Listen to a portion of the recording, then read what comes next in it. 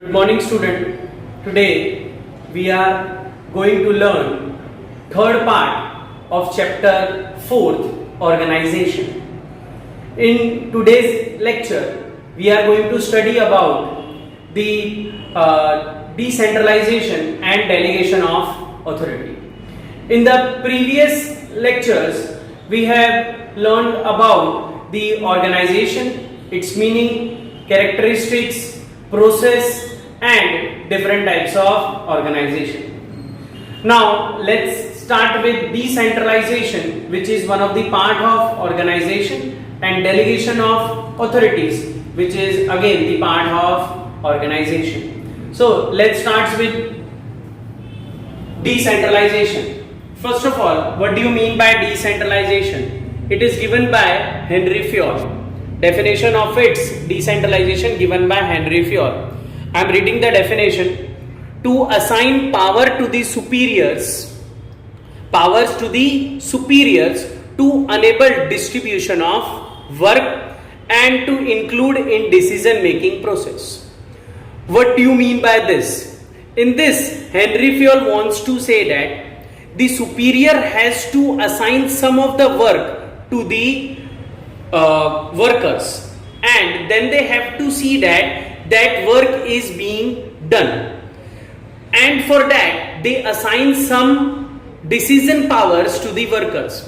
While assigning the work to the superior, it is to be seen that decision power is also assigned along with the work. That is considered in the decentralization process. And when work is assigned and along with the decision making power, then the following importance can be seen. So these are the importance of decentralizations. First important is quick decisions. Person working can take decisions related to his work. So quick and effective decision making is done.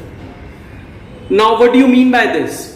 When worker take decisions for the work which they are doing, then the decision making will become quick and effective. If workers who are doing the work, they take decisions related to the work by themselves, then their decision making power related to the work will be good, and that will be effective for the organization. We have to remember this. Now in the second point, less workload at the top level. Decision taking authority is given to the other levels. There are three levels which we have already seen: top level, middle level and bottom level. When top level assign work to the other levels, when top level assign work to the middle level or to the bottom level, then their workload is reduced. If their workload is reduced, then top level can focus on their main work. Top level can focus on their main work when they assign work to the middle level and the bottom level. Third one is increased in motivation. As important is given to the employees to take their own decisions. Employees are given power to take their own decisions. When employees are given power to take their own decision, they feel motivated, and their faith and trust towards business also increase. When employees takes their own decisions, then their faith and trust towards the business will increase, and they feel motivated that the business has given them importance to take their own decisions. So by assigning the authorities to the worker, their trust, faith and motivation towards work will increase. Increase in management abilities. When employees start taking their own decisions, their ability increase, their skills, efficiency also increase. While when work is assigned to the employees, what benefit the business get? They get work get completed. But employees also get benefit, and those benefits are their skills and their efficiency increase towards the work. That's why the decentralization of authority is important. Now, fifth one, effective control. Manager of all levels have enough power. Managers of all levels that means three level: top level, middle level and bottom level. Managers of all levels have enough power so they can make disciplinary action as required by the business. As the business is required, manager can make disciplinary actions. Disciplinary action means an action which is beneficial for the business. Disciplinary, remember this, disciplinary action means the decisions action. That means कि employees take actions or do their work as per the requirement of the business. That's why disciplinary action is required for effective control in the business. Now, sixth one is harmony is created. All levels discuss things and then take proper decisions. All levels, three levels, top, middle, bottom. These three levels take decisions after proper discussions. One group come into the contact with the another group. One group may be middle level, maybe the bottom level. They come in a contact with the top level, and when they come in a contact with another group, so environment of harmony is created. So with the decentralization of authority, harmony is created among the different groups. Different groups may be group formed at the middle level, maybe at the top level, maybe at the bottom level, but they all come into the contact with each other with the help of decentralization of authorities.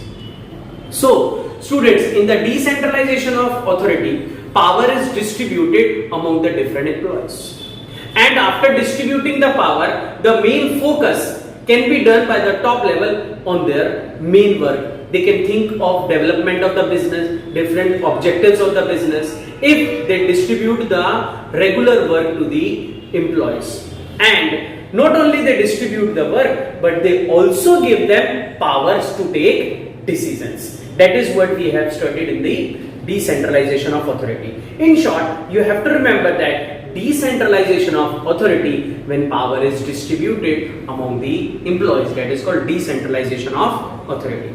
Now, let's see delegation of authority.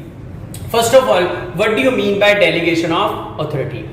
Means administration given the part of power to the helpers. When administration that means management, they give part of the power to the helpers. Helper means workers and the employees who are working for the business. What they give them power along with the duties. They give them power. They don't only give power, but they also give the duties, and helpers accept it. Means in the delegation, it is to be seen that powers are given to the employees. Employees are given power to take decisions, but remember that they should accept it and they are responsible for the work which is to be done. Only power given, that is not an important thing. Power should be given along with the responsibilities, and employees or helper should accept them. When employees or helper accept the powers along with the duties, that is called the delegation of authority. Now, with the help of delegation of authorities, we can see some of the importance of delegation of authorities. Why delegation of authority is important in the business? Let's see few points related to it. First one is work efficient management. Officers working at the top level have less workload. They can focus on their main work.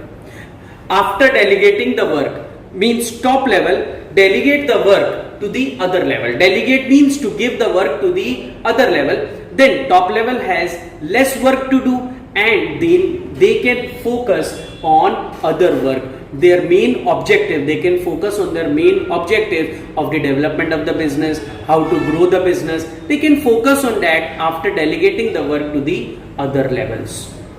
Now, second one is development of employees. Employees working in organization get opportunity to take decision. This leads to their development. When employees take decisions, as per the requirement of the business, then not only business get benefit but employees also get an opportunity to take decision. This will help to develop them their skills, their knowledge, and they are become enthusiastic towards the business by taking the decisions. So by delegation of authority, development of employee is possible. Third one is motivation. When worker accomplish the work by themselves, when worker work there as per their own convenient and they complete the work by themselves, then their self-confidence is boosted up. When worker complete the work by themselves without the help of any superior or without the help of any worker, then their self-confidence is boosted up, and that self-confidence is considered as a motivation for the employees. Benefit of specialization. Different people as assigned different work as per skills and knowledge. In delegation of authority, people are assigned work as per their skills and knowledge. Means we can have benefit of specialization when work is assigned as per the skills and the knowledge. Not only skills and the knowledge, but work is assigned as per the education they have given. We have seen the definition of profession. Profession, that means where work is assigned or work is given as per the training and education. So here the work is given to the specialist who are the professional in their work. When work is given to the specialist, we can say that maximum and proper, or you can say best work can be done when work is assigned to the specialist. Fifth one, coordination. Opinion of worker and employees are considered. In delegation of authority, opinion of worker and employees are considered. Means management give importance to the worker for taking the proper decisions. When opinion of worker and employees are considered, it will develop the coordination among the different levels. Coordination among the three levels is most important thing. When the coordination among the different levels is done, that can be possible when workers and employees are given equal importance. Whatever the suggestions, opinion, advice worker or employees gives, that advice, opinion, suggestions, if management considered that, then coordination among the different level can be done. Then scope for the expansion. Due to the delegation of power, upper level officers are free to focus on new ideas for the business.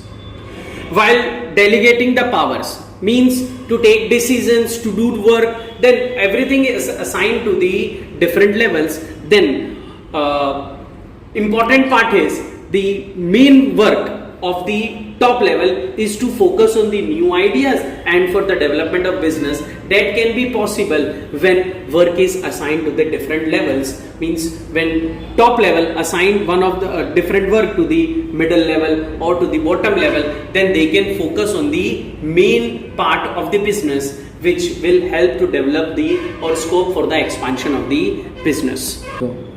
So students, in the delegation of authority, when work is assigned to the employees or to the helpers and they accept it, that is called the delegation of authority.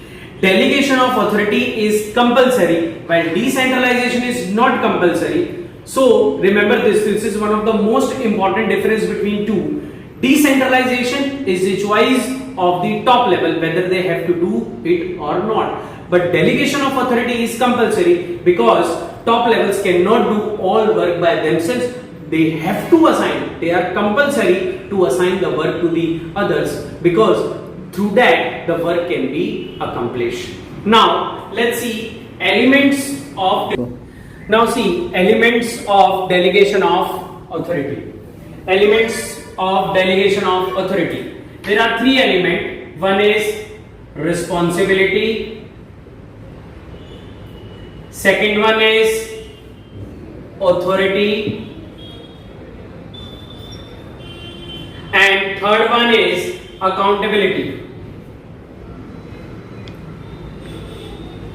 So there are three elements in delegation of authority.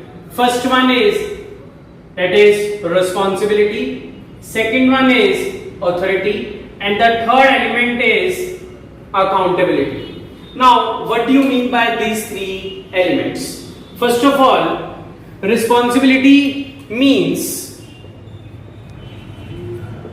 obligation. Remember this word, obligation to do something.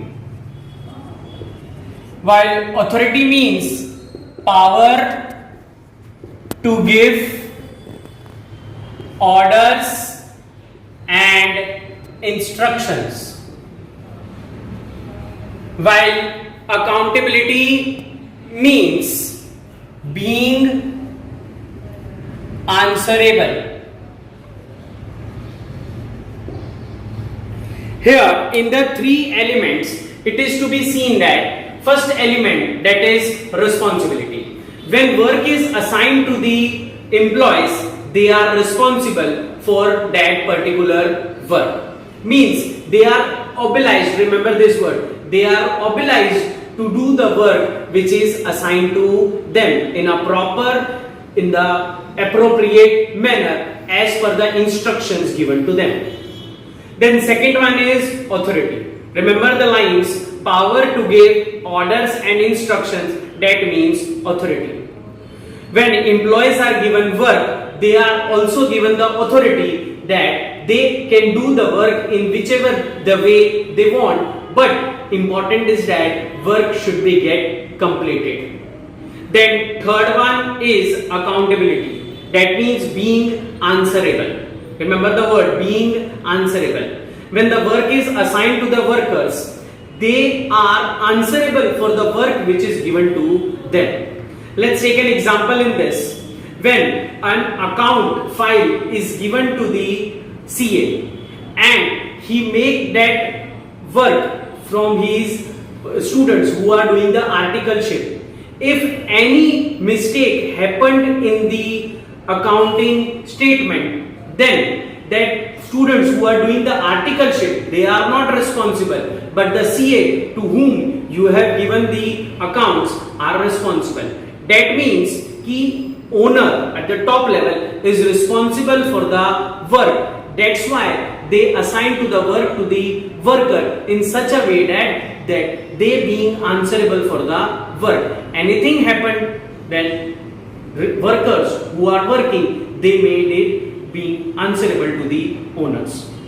So students, here we are completing the fourth chapter, in which today we have studied about the decentralization and delegation of authority. Even we have seen the elements of delegation of authorities. So in all, organization, we have learned about the organization, its meaning, process, characteristics, different types of organization, and today's two topic, delegation of authority and decentralization, along with elements of delegation of authority. Thank you.